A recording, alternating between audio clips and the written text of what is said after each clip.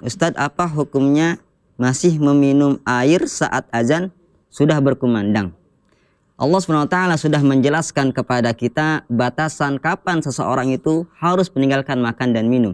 Lewat firman Allah SWT, fakulu washrabu hatta yatabayyana lakumul khaytul abyadu minal khaytil aswadi minal fajr. Makan dan minumlah sampai nampak jelas bagimu, ya, benang hitam dan benang putih. Yang dimaksud adalah apa? Waktu fajar. Jadi ketika sudah waktu fajar, kesepakatan para ulama menjelaskan haram hukumnya untuk makan dan minum. Jadi kita mulai berpuasa ketika sudah masuk waktu puasa, yaitu ketika terbit fajar shadiq, yaitu ketika muazin mengumandangkan azan subuhnya. Oleh karenanya jangan diteruskan makan dan minum ketika Anda sudah mendengar azan. Ya, sudah masuk waktu subuh. Lalu dari pandangan yang lain kita perlu diperhatikan, ya. Kalau memang Anda meyakini bahwasannya telah masuk waktu sholat, waktu subuh, maka jangan dilanjutkan makan dan minum. Anda harus berhenti dari makan dan minum, jangan dilanjutkan karena hal tersebut bisa membatalkan puasa Anda. Ya.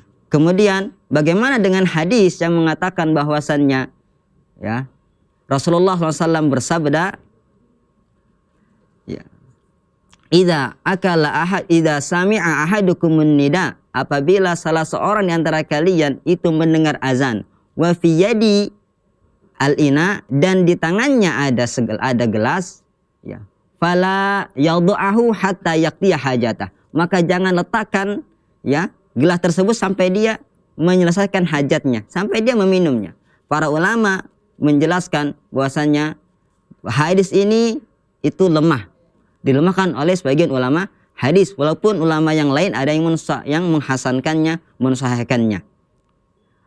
Walaupun kita anggap, misalkan kita anggap itu hadis yang sahih, maka pemahamannya adalah terbatas hanya kepada minuman yang ada di tangan, tidak lebih tidak lebih dari hal tersebut, dan itu hanya rukhsah. Jangan pula kita terus menerus minum.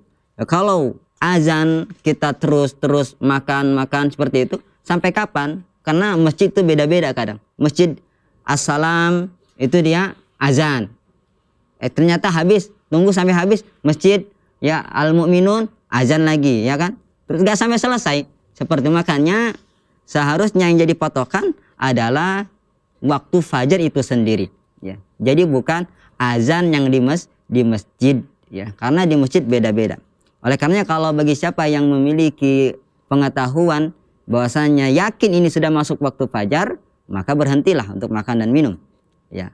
Kalau memang masih ragu bahwasanya muazin ini biasanya azannya itu lebih cepat, apalagi mungkin di sekitar kita ada yang azan 5 menit sebelum waktunya, maka ini jelas, ya, tidak boleh kita jadikan pegangan seperti itu. Wallahu a'lam.